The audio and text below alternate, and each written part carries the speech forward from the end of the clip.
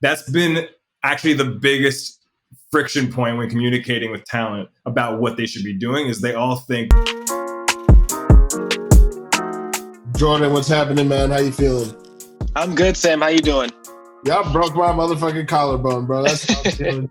I ain't going front, but we're pushing through, bringing you Yeah, man. a new episode. Yeah, man. Keep you in my thoughts, bro. It's all good, man. We out here. Always and forever. Exactly. No matter what. That's gonna be on my tombstone one day. No.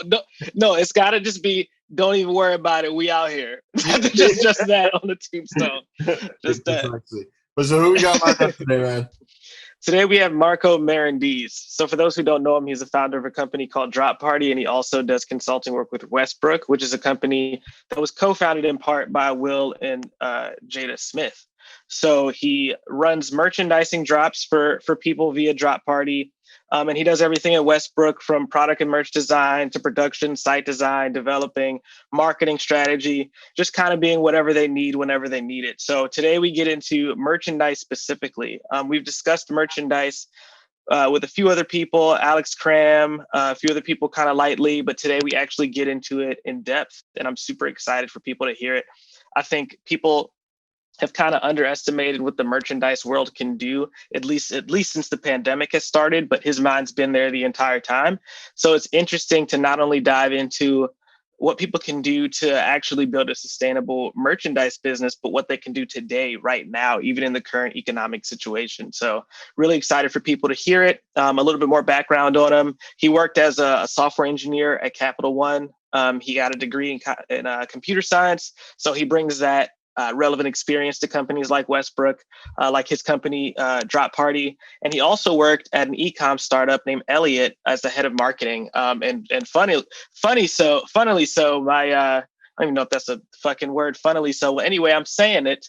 He worked in a co-working space that I worked in Brooklyn. So it's good to finally, meet him in person and kind of go, or meet him virtually and kind of go over what'll make people's merchandise businesses successful. Yeah.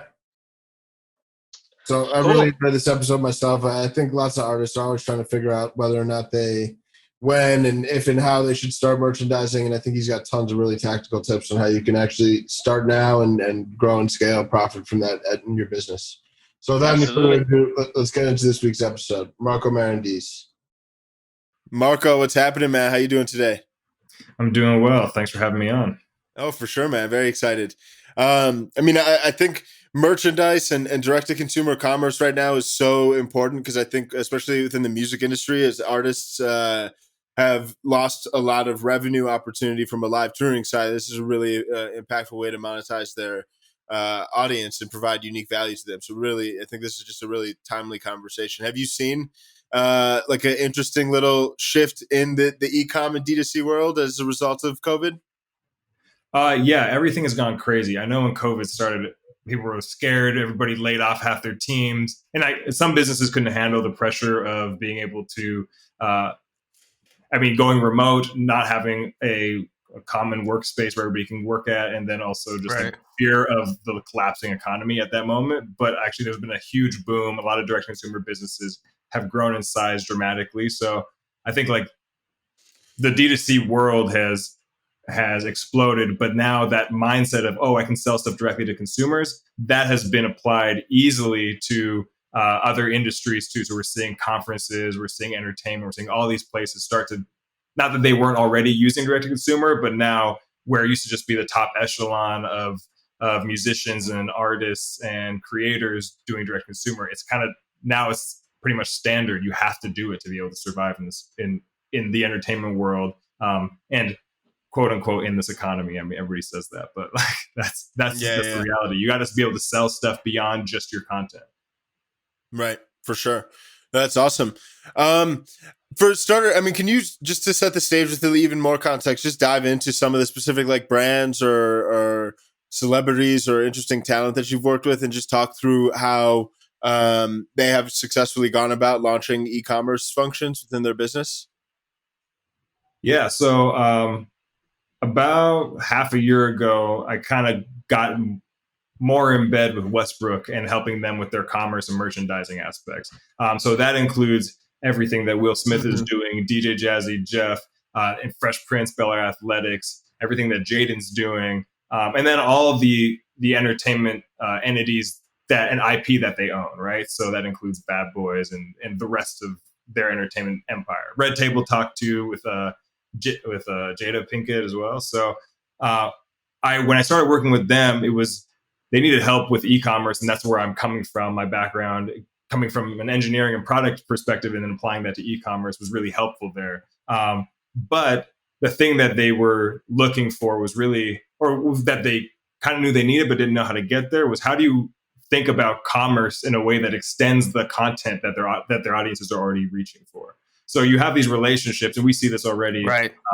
With like, we see musicians and rappers and streetwear brands, whatever. They're putting out content on social. They're putting out content through their YouTube videos or newsletters or whatever it is. But how do you get that to be something they can take home with them, make it an experience? And this has been the transition from just having content to creating events around the content and who they are, and merchandising and monetizing that. So there's the whole Westbrook side that we're working with. Then on the other side, I've been working with people that, business managers and agents from CAA, WME, Rock Nation, OVO, just people that are working with them or associated with them, making connections to their entertainers and helping them in different places. So whether that's designing and producing their merch, whether that's doing all the fulfillment and the e-commerce stuff as well, I'm helping out where I can. And then in that process, became very clear that doing all these things custom one-off, building custom sites and all that stuff is way too much to do. And what they really need is, and what a lot of people are looking for is a drops service, something to be able to do drops, be able to focus on the creative, get something out the door. And then when it's over, they're done. They can move on to the next creative project they want to, and they don't have to carry the overhead of what we would consider traditional direct consumer and e-commerce, which has a lot of lead time, a lot of expenses, and then maintenance that requires long-term oversight. And that's kind of where I've come in now, is trying to shift that model specifically for the entertainment industry, is applying direct to consumer mindset and models to monetizing content in a more linear fashion. From they said something and how do we monetize this? They put out content, how do we monetize that? Versus let me build a store and a brand around who I am and then try to drive traffic to that every single day. It just doesn't work like that in the social media world that we're in right now, when everybody's trying to get your attention all the time. We had to change the way that we're operating. What does that process look like? The beginning of a process when a client comes to you and you kind of try to extend that experience to a direct-to-consumer product. What are some of the high-level questions that you ask? And then what does some of the nitty-gritty look like? Yeah, so first thing is like, who are you? What is it that you're doing, right? So if you're an athlete or you're a rapper or you're an actor, what is it that is not just like my name? I don't want to just put your name on a shirt. What is it that your brand stands for? You're creating content that's supposed to extend into your audience's mind. So what is that? How do we extend that into a product angle? And sometimes they say, I want a t-shirt for my, that has the title of my song on it. And sometimes they say, I want to create a whole custom line. So for example, with Jaden Smith, he does these collections that he drops every couple months, and they have like 22 to 30 items in them. That's his creative endeavor. And then we work with him to work with manufacturing and production, do the samples, do all that stuff. It begins with, how do you want to be perceived from a product perspective? Because people aren't just buying whatever you sell, they're buying part of your experience and part of your brand. So that's the first step. And then it's figuring out what the product is, and then figuring out how do you want to market that. So sometimes it's giving them a link that they can promote on social, they can promote on a podcast they're going to, or they're going to be on, or it's just saying, let's create a drop where the landing page experience is really interactive and fun. And then when the drop goes live, people go in and buy. The thing that has been really interesting to see, and this is really interesting data, I think probably you have seen this too, and just in the world that we're in, is that most of the sales for drops and anything that happens from an entertainer happens in the first 24 hours. 80 to 90% of the money that's made off of merch happens that day, because they put something out on Instagram, say, hey, go buy my new collection. And people flood to the store that day. They buy what they can. And then people who aren't interested, I mean, by day 3 or 4, they're down to $0 in sales. And they've made, maybe they've made a couple $100,000, but that's it. And this depends on the scale of the talent as well, right? Kanye is going to drive a lot more than like a Instagram, a startup rappers. I don't know, like, somebody who's just kind of getting going right now with 250,000 followers. They do different amount of volume, but there is a parallel in how quickly the interest in that product decays. So now we've changed the approach to say, let's not just build a store. Let's manufacture and engineer an event around merchandise for the content you're putting out. If they go put out a lookbook on Instagram, we got to monetize that in 24 hours as much as we can, because once it's out, people get bored of it and they move on to the next thing. So yeah, it's definitely changing what is traditionally e-commerce to more of event-based marketing where you're monetizing it. Thinking about it actually like a conference or like a concert than a store. It doesn't have the same mechanics. Mm-hmm. Right. Do you feel because I know too, like classic sales tactic, urgency. And I mean, drops have this level of like limited quantity that helps drive urgency. I know I was speaking with another manager, and during COVID when they were trying to adapt, they just mentioned rather than doing like as big of like building big inventory, they were just doing more frequent limited run drops. Would you kind of second that as the optimal strategy for effectively monetizing your audience? Limited runs that sell out kind of quickly, supremifying your brand? 100%. That's been actually the biggest friction point when communicating with talent about what they should be doing. Is they all think that they can drive, like sell 40,000 units in 3 days. It's just, for a lot of these people, that you can't. And it's not because you have 30 different products you're selling. It's not because like you can't sell that many individual sales. It's that you're selling 30 products and people come into the store like, what am I supposed to buy? Right. It's a lot easier if you go in and say, I'm selling a hoodie, I'm selling a t-shirt, and I'm selling a keychain. Pick one of these or pick all of them and buy it. There's no decision fatigue or like, I guess, analysis paralysis, trying to figure out what to do. People can come in, they can buy what they want to buy, and they get out of there. But doing it with limited, and this is like, when you think about a drop, there's a couple different pieces to it, right? So one is anticipation and hype. You have to build the hype. Then you want to capture the intent of that person, either their email, their text message, or just remind them in some way to go to this thing. But then you impose scarcity and urgency, right? So you talk about urgency, Sam, but like scarcity doesn't necessarily just mean there's only 1,000 units available. It means you could say it's unlimited. You can buy as much as you want, but it's only available for 24 hours. Like you can play with that dynamic for supremifying your merchandise. So I would definitely say keep it as limited as possible, while still having it represent your brand well, because what actually looks worse, and what I've seen with a couple other people that we've worked with, is that they'll do 30 items in their store, and then they just turn off their store after 3 days because they didn't sell out of it. They just say, oh, the store's down, it's over, we sold out. And then later they come back and say, yeah, re-up, we restocked. Like they already have all the stuff just sitting there in a warehouse waiting to sell. I think that's the one, it's an ego hit to you as an artist or entertainer. Like nobody wants that. But the reality is, like, it's a lot easier to sell 1 to 3 items than it is to get somebody into Walmart and buy everything off the shelves. Mm-hmm. For sure.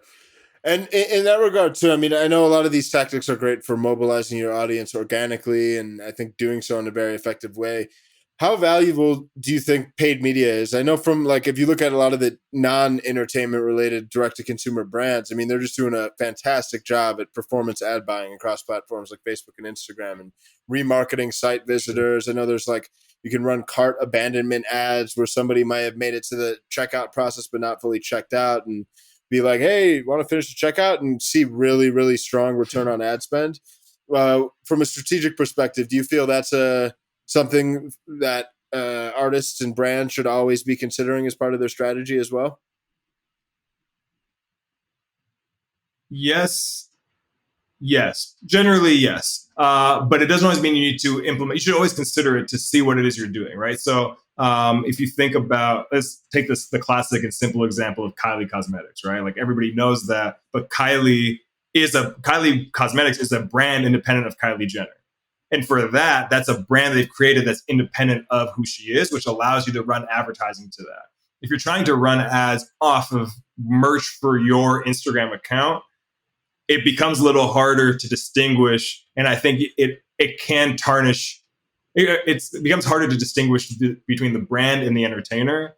And it can tarnish or have a negative impact on people's perception of who you are as a brand. So if I have 30 million followers and then I'm running paid, like sponsored posts on my own content promoting my products, that doesn't feel like I'm following somebody because I like who they are. It feels like now I'm being sold to. And that's the line that we got to toe really clearly as an entertainment industry, right? Like you are an entertainer, your brand is creating content and an emotional and like evoking some emotional reaction from your audience. The second you start putting ads in front of them and expecting them to buy a product, that it changes everything. So if you want to put advertising behind your product, I would almost say create a new brand independent of who you are. So Jaden does this with Misfits. Kylie does this with Kylie Cosmetics. Kanye with Yeezy. Yeezy can run ads all day. I mean, I don't know if they're really pushing it like, they don't need to push it like that, but they could run ads and that wouldn't affect your perception of who Kanye is or who he is as an entertainer. And I think actually we're looking at this too. We see this kind of starting to emerge with streetwear brands. We talked about Supreme, but Aime Leon Dore, Depuis Toujours. There's all these they also have French names, by the way. I don't know what's going on there, but I think the thing about them is that they tap into the vibe and the spirit of the entertainment world while still being independent brands. So they're able to promote, they're able to do advertising, print ads, and all this stuff that captures attention, but still feels organic. And all of this is very much like every one of these is anecdotal and subjective and unique to the talent you're working with. But there are, you should look at these things critically when you're approaching talent, when you're trying to figure out how I should merchandise, what product should I create. Those are all bigger strategic conversations about the brand of this entertainer versus, it's not just slap a logo on a shirt and sell it through my Instagram account. You can, but sometimes you want to think a little broader. Right. Right. Speaking of like superstars selling merchandise, I think something that versus independent artists, I think something that a lot of people don't really know how to do, and I've had to try to give some advice to artists on this in the past, but obviously you'll have a better idea of how to approach this. But in terms of pricing, we've obviously seen the Yeezys end up like $300, $400, and then Kanye even come back and say, "I don't want to price it like that. It's what the shoe company wants." Or we've seen super exclusive items, and they're priced like through the roof, and obviously you have to buy them on eBay, and they're super high. What do you think goes into the decision making for pricing effectively at different levels of an artist's career?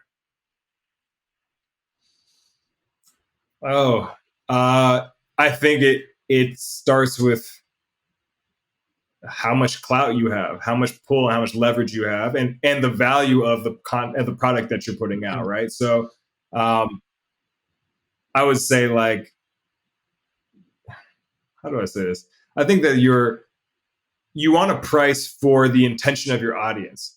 So if you're if you're like, let's take like Jason Derulo, for example, right? Like, a little bit past his prime as a musician, but killing it on TikTok right now. He's still an entertainer, so he knows how to entertain. So if he's going to sell products through TikTok, who are his fans?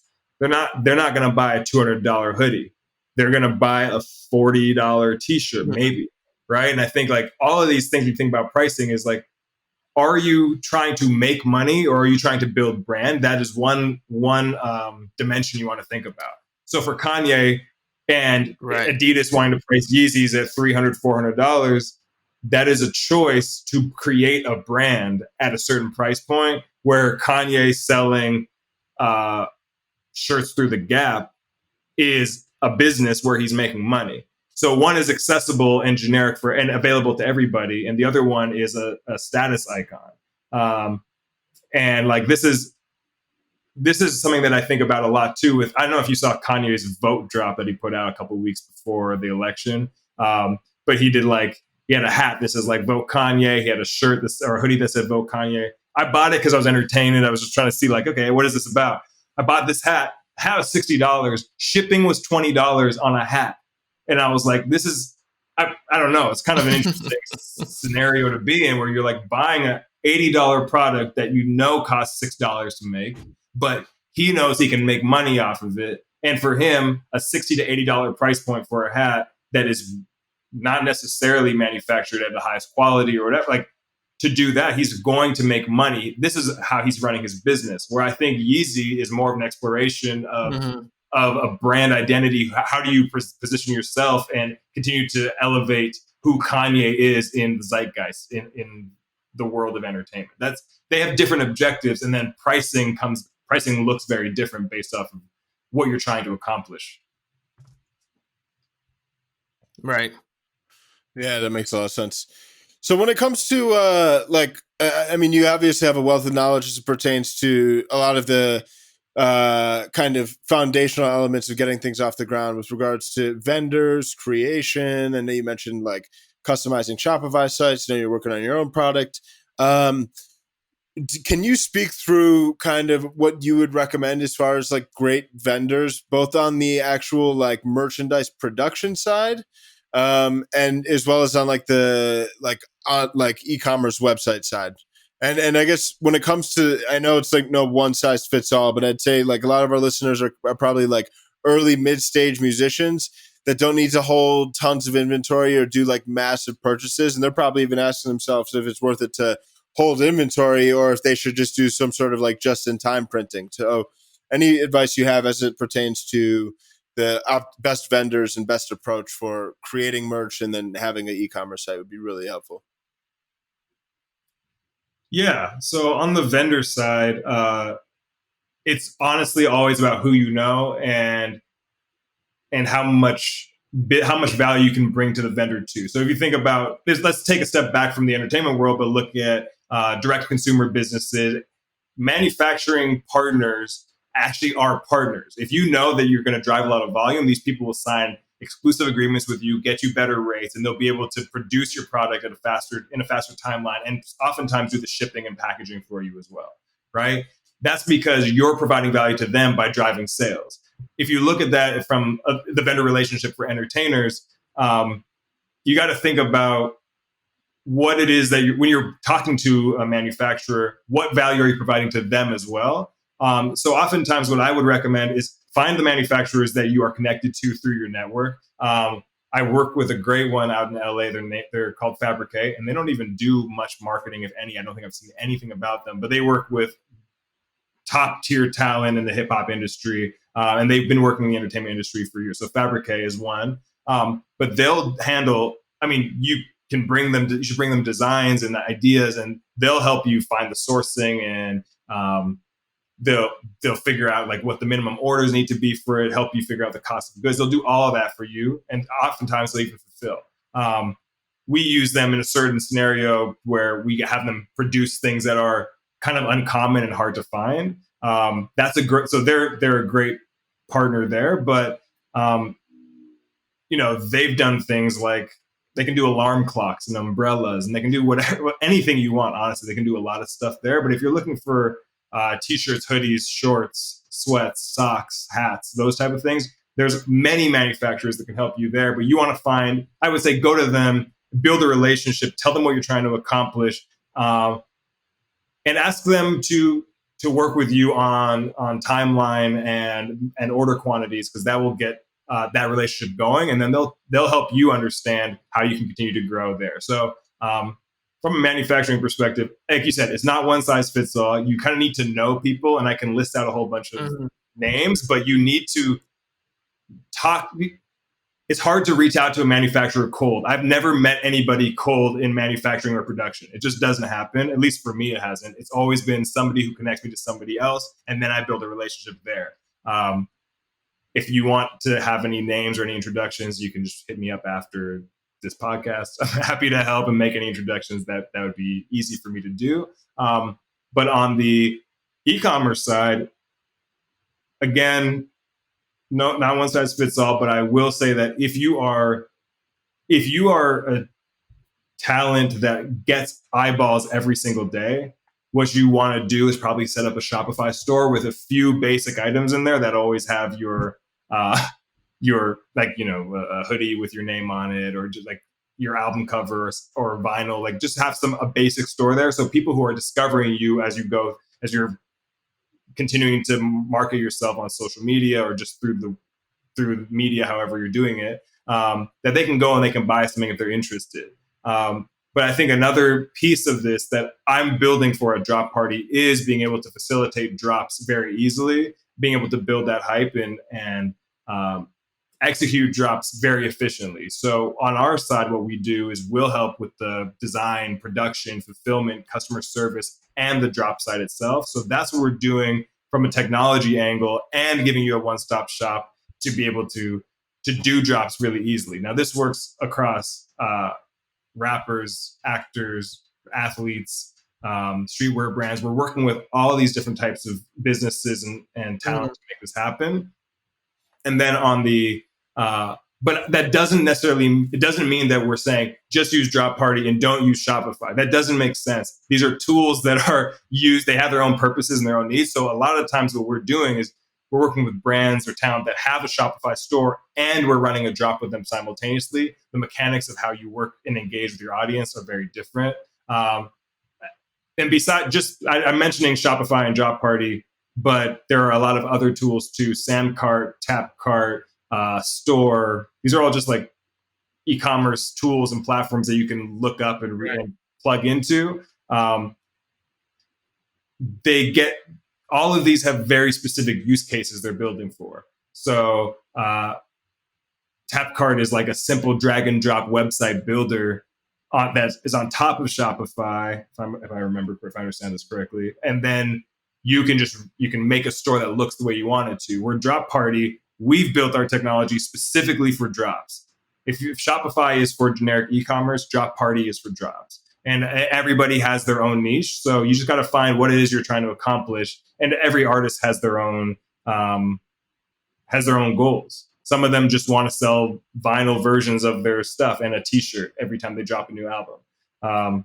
And that's fine. You don't need to do a drop there. And other people, like if we're looking at Travis Scott he has a store, but every store is a new drop. It's the Fortnite drop, it's the McDonald's drop, it's the PlayStation drop. Like, he just keeps going with drops because that's how he knows how to make money, and he knows how to move his audience and activate his audience to do that, to go buy products right now. So I hope that was helpful. Yeah, absolutely.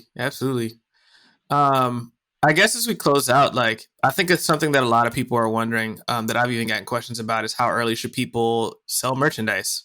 What are kind of the markers that you look for in realizing that there's enough demand? When should you invest? That sort of thing. How early in artists' careers should they begin to start thinking about selling merchandise? I think you should do it now. I know people that are starting to sell merch, and they have 5,000 followers on Instagram. Like, they're just getting started, but they're just making a small run. I have 25 t-shirts, 25 in white, 25 in black. Here they are. Let's just sell them. Because what you're actually trying to do is build, one, the capacity and muscle memory for your team to be able to sell merchandise. So when you get to scale, you're not trying to figure out how to do it then. Start learning now. Figure out what you can sell, what your audience wants to buy from you. If you're selling, if you try to sell, I don't know, really high-end hoodies or crew necks that nobody wants to buy because that's not what your brand is, learn that now, and maybe you can evolve into that. But don't make the mistake of waiting to get to 1 million followers and then drop products. I think getting to 1 million followers includes having merchandise along the way. Every piece of product you sell that somebody's wearing is somebody marketing your brand out on the street when they're doing something, when they're just living their life. So I say as early as possible, you're, as an entertainer or a manager of entertainers, you're not just responsible for the art they create, not just their tours, not just their income every day, but also how are they presenting themselves as a brand, and that includes merchandise, that includes how to monetize content more effectively. So this is it's one piece of the whole entertainment of the entertainment aspect of being a rapper or a celebrity or whatever it is. You have this, it's multifaceted, and you need to test those areas early, learn from them early, and then you can make strategies around things when you learn. If you're not testing, you're not learning. Right, absolutely. Well, Marco, man, we want to thank you for coming out. I think like talking about merchandise, especially right now in the middle of a global pandemic, will be super, super helpful to our audience. I get a lot of questions constantly from our community about how to sell merchandise, when to sell merchandise, what vendors to use. And I think luckily we were able to hit on all of that today. And we wish you the best of luck with everything in the future. I appreciate it, man. Thank you guys for having me on. It's special to be on here. I feel like I'm now part of the company that you've been on here. And that's, I mean, you've had some amazing people on here, man. I don't even know how you guys are doing. You're part of the community, man. Thank you, bro. Thank you. Yeah. All right. Have a good one. Marco. Yeah, well, that was a great episode. What'd you think, Jordan? Yeah, man. I thought it was super tactical. I think people will be able to leave this episode and kind of have some ideas on how to put together their merchandise businesses, what branding looks like. I'm super glad that we got into depth in terms of drop shipping, buying in bulk first, and kind of what's appropriate for people. So really excited for people to go through this again, and excited for the people that made it to the outro. Yeah, for sure. Well, as always, everybody, thank you guys so much for joining us. We'll be back next week. Keep up the great work, everybody. We out.